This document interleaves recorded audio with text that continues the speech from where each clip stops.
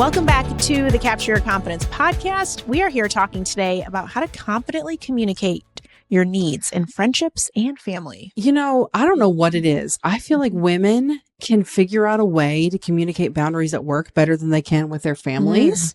And I don't know if it's just because they know that there's this on-off button with work. Like I work until I don't work, and then there's like I clock out. But with family and friends, you can't like clock out of being a friend. Yeah. You can't clock out of being a family member. And so for some reason, women have a real hard time articulating what it is that they think they need. Absolutely. And I want to dig into this and some of the things that we've done that have really helped. Absolutely. Because I think it's so important because it all bleeds. It's really how you're showing up for yourself. Yeah. Right. And then this also bleeds into this idea of enforcing and maintaining our own boundaries. Mm-hmm. So have you ever seen the movie The Breakup? And they're having an argument in the kitchen in the movie The Breakup.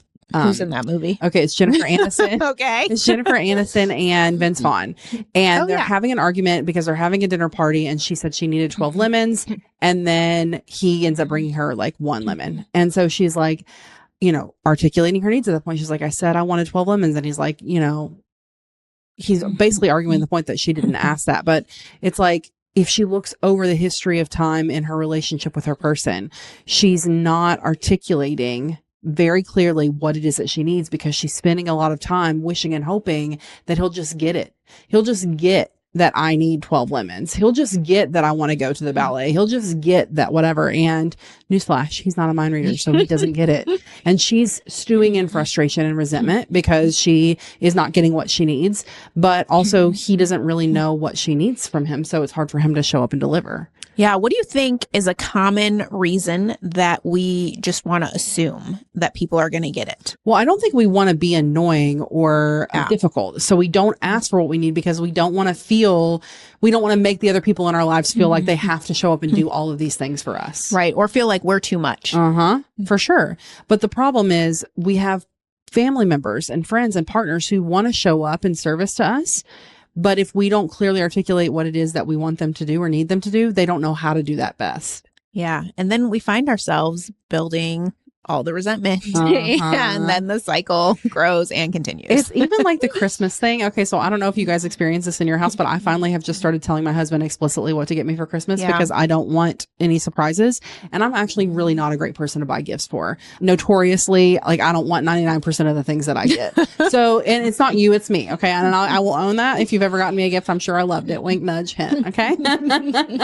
But I finally just started saying, this is what I want. And I literally rank them in order of like how much I want them. Yeah. And, you know, you can decide from a budget perspective what it is you want to spend, but like, it's one of these things. And if it's not one of these things, I truly don't want it. And please don't. Yeah. I mean, at the end of the day, have you heard the saying, clear is kind? Yeah. Right. The more clear we can be, the kinder we actually are to the people around us. Yeah, for sure. And I don't know. The older I get, the more I just keep thinking there's nothing wrong with me saying what it is that I want. It's like, oh, here's another great example. If it's like laundry or dishes around the house and you get frustrated that your partner's not doing the laundry or the dishes. Well, did you ask them, hey, can you swap that load? Yeah. Like, I don't know what it is that feels so laborious to us to just say, hey, could you swap that load? Yeah. And if it's a recurring, consistent thing, like, can you, from now on, can you do A, B, and C?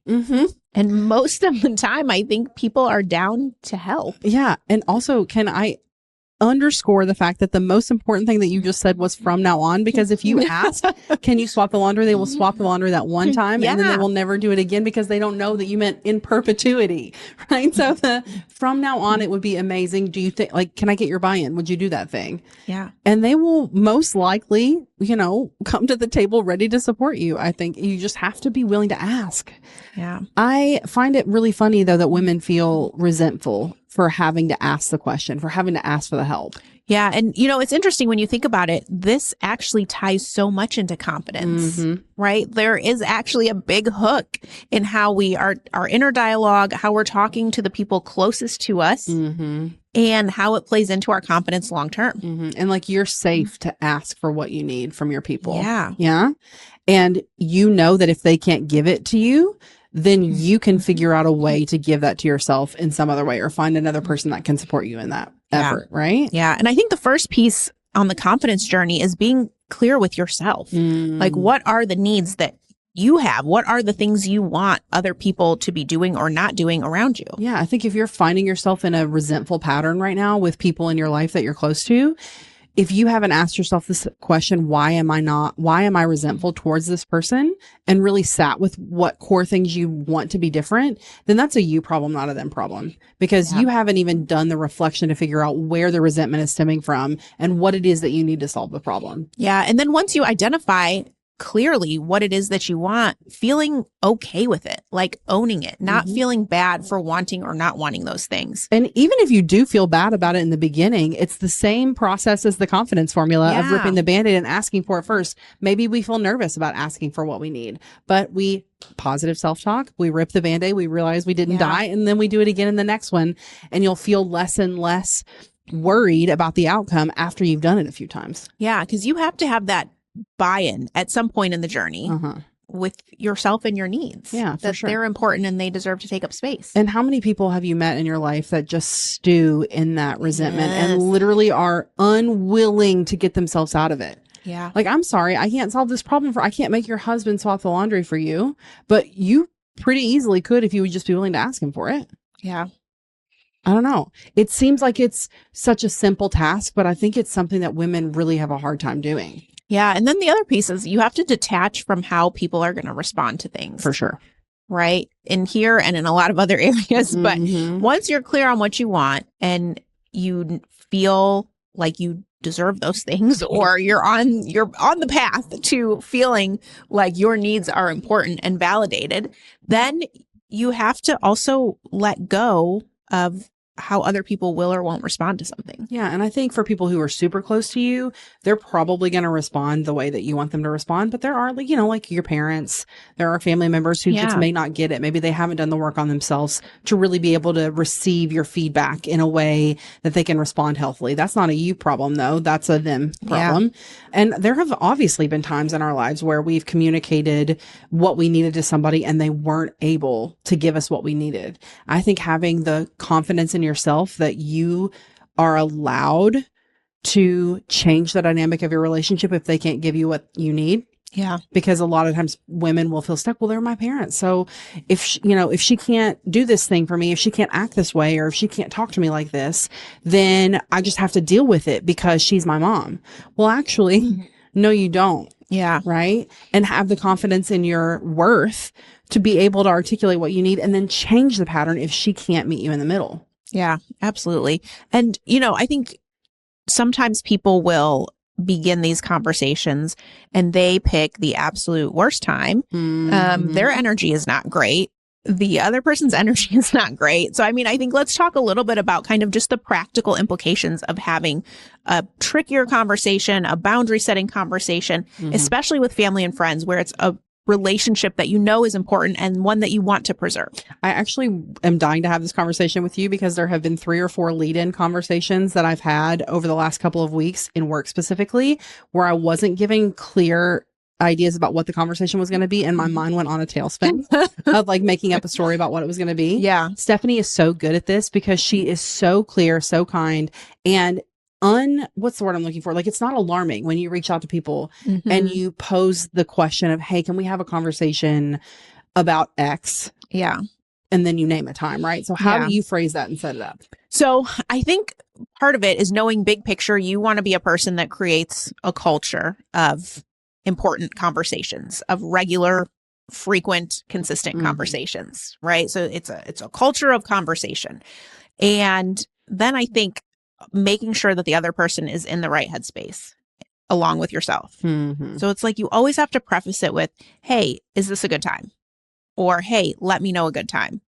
Because for a bunch of reasons, right? The main ones being people have to be in the right headspace. But 2, it also just shows a little bit of compassion on the front end. Like, I want to make sure this is an okay time for you before we have this conversation. And I want you to be crystal clear about what it is you're talking about. Don't be like, hey, can we talk? Yeah. When is the last time you heard that phrase and your blood pressure did not go through the freaking roof? I am sorry. Don't ever come at me with, hey, can we talk? Yeah. To me, like, we're getting a divorce. We're like, I'm getting fired. I don't know what it is. The house is on fire. I don't know. Yes. Everything is awful when you lead with that kind of a question and you don't give me any context as to what the conversation is about. I'm laughing so hard because literally this week, my husband was with our son sitting on the steps in the house, and all I heard was, Stephanie, can you come here? And I was like, what's happening? What is dying? He needs stitches. And no, there was a spot on the carpet that he was curious if I had seen before. Don't do that to a girl. I literally dropped what I was doing, and I was like, what? And he just said casually, hey, have you noticed this spot on the carpet before? Okay, first of all, I don't know why our brains do this, and I'd like someone to do a scientific study as to why we decide everything is a category 10, because we all do this. And I constantly, I laugh at myself so hard because I'm the biggest mental doomsday prepper of life. Like my brain goes from 0 to 1,000 so fast. Like the world is crumbling. Yes. When it's literally nothing. Yes. So context. Context is kind. Important. Yes. Offering. I mean, it would have been, hey, can you come look at the floor for a minute? That feels a lot different than, can you come look at this? Yeah. When I know he's sitting with our son. Yeah. Hey, Stephanie, looks like there's a spot on the floor. Come here when you have a minute. Like that. No heart rate spike. Okay. Yes. Not one. So, those things are important, right? It's a lot of it's not what you say, it's how you say it. Mm-hmm. It really goes a long way. It really freaking does. Let's talk about some of the tools that we find really helpful when it comes to having these conversations too. I statements. My favorite, I've noticed. Mm-hmm. Here's how I'm feeling. And then my favorite way to end these conversations, not even end it, but to just offer a pivot. What are your thoughts? It's literally one of my favorite statements ever. What are your thoughts? Does your family ever call you out that you're like literally boundarying them? Like I see your framework literally live in action as you're doing this to me, and I don't appreciate being frameworked. Right. Okay. Not yet, luckily. Oh my God. Aaron's probably listening back like, God, she does this to me every week. He is a frequent listener. So yeah, I mean, I think statements, again, choosing the right voice and tone you said before, being firm and kind, asking for what you need. Yeah. Right. And I love the way that you close it out. What are your thoughts? Right. Wrapping this up in a pretty little bow, giving them the opportunity to give feedback relevant to the topic that your discussion. Love and light, right? Yeah. And I think too, prefacing the beginning of the conversation with, I'm curious your thoughts on this. Mm-hmm. Before you get into it, or what's the thing that you say where it's like, do you want feedback or you just want to listen? Yeah. Do you want me to fix it or listen? Yes. Fix it or listen. Yeah. I think that's a really good one with friends and with, with a spouse or even with a kiddo. I don't use fix it or listen with people that don't know me really well, but for people who are coming to me that I have like an intimate personal relationship with, and I don't really know how best to show up and support them, I will just say, I love you so much. Do you want me to fix this or listen? Yeah. And then usually it's listen.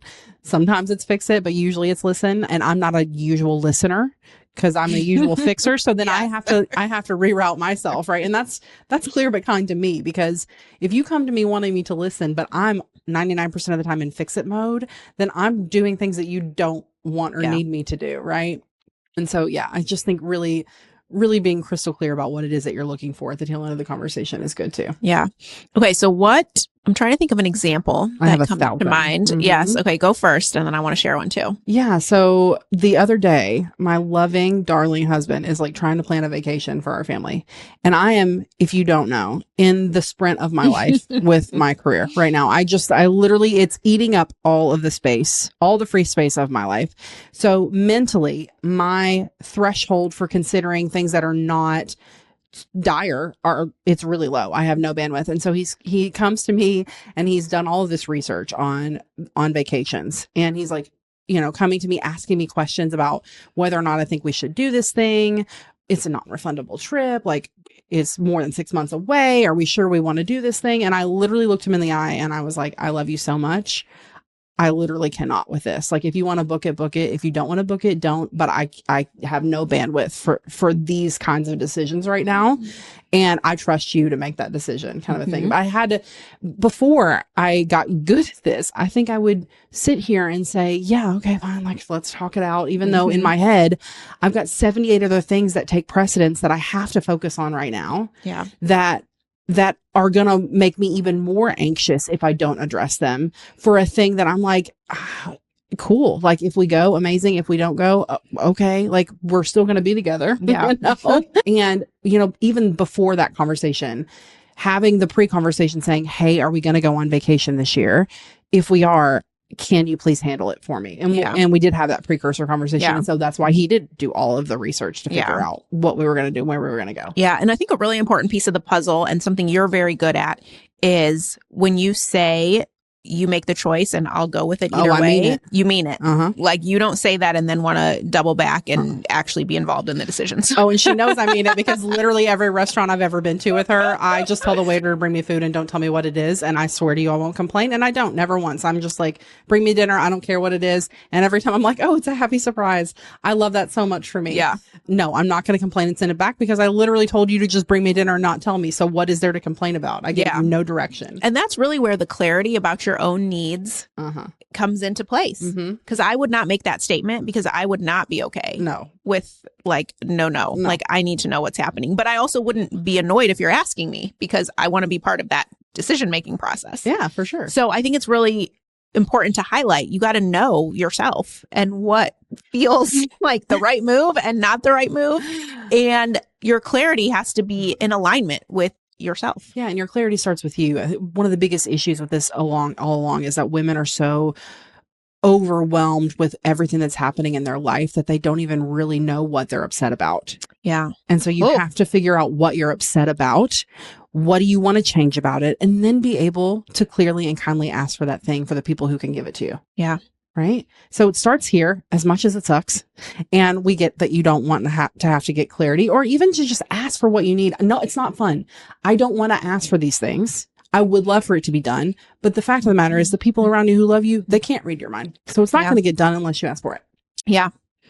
So, okay. The example I came up with is we are in a politically active climate. Oh boy. Right? That feels like a fair thing to say. And my husband is a person who for years, even before it was exciting politics, has just been very interested in politics and researching it. He was a political science major, so very into it. And I have had to have a conversation this year in particular where I have just made a personal choice to pull back on my absorption of this type of content.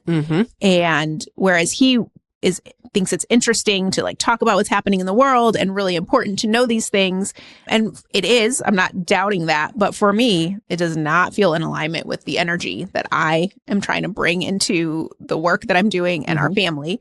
And so I just had to say, hey, I know this stuff is really important to you, but I cannot be the person to have these conversations with.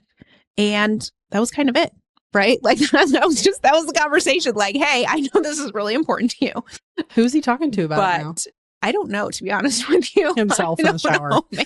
Aaron's literally just like, well, I wonder what's going to happen about this thing. I don't know, but it's not me. Yeah. And I respect that. And I'm, feel like that was a solid example of communicating what you want or don't want and having kind of a history of having those types of conversations and having it be honored. And I just want to applaud you for not carrying guilt or shame around the thing that you knew this was a boundary you needed to hold for yourself. Because I can tell you right now that I have severely limited my intake of information in that particular arena right now because it's not great for my mental health. But I am cautious about saying that in most circles because I don't want people to judge me for not being educated on what's happening, right? Like just because you are mitigating and managing your exposure to something doesn't mean that you're ignorant to it. Right. Right. But it is important to be educated. It is important to be involved and you knowing that you're safe to make that boundary. And I think so, as someone who has like a government job, that's unpopular. Like that's an unpopular decision to make. And you made it because you knew it was what was best for you. Yeah. And I think you bring up a good point too. Regardless of the topic, you may feel guilt. Or shame. Because this actually is something important to the other person or something that they would want to do with you. But it's just the work over time that you know which one is like the hardcore one, right? Now, there are some where I could have waffled a little more, but I can't really waffle when it comes to my mental state and how I'm showing up. So this was a boundary I just had to set. Yeah. So if it's you and you're the person that's over there stewing in frustration that maybe your needs aren't being met at home or with your friends, I hope that you found this conversation helpful. Yeah. As you look at the ways that you can take ownership over part of the process and also safely and confidently articulate what it is that you need so that you don't feel that anxiety and that resentment anymore. Yes. And you will notice that when you are able to have these types of conversations with those closest to you, it carries into your confidence for the world to see, right? And relationships and conversations that follow. All right. So let us know which conversations are you having a hard time articulating so that we can help you. You can DM us on Instagram. You can always shoot us an email. We're happy to help support you. And we can't wait to see what happens when you start setting those boundaries. We will talk to you soon. Bye, y'all.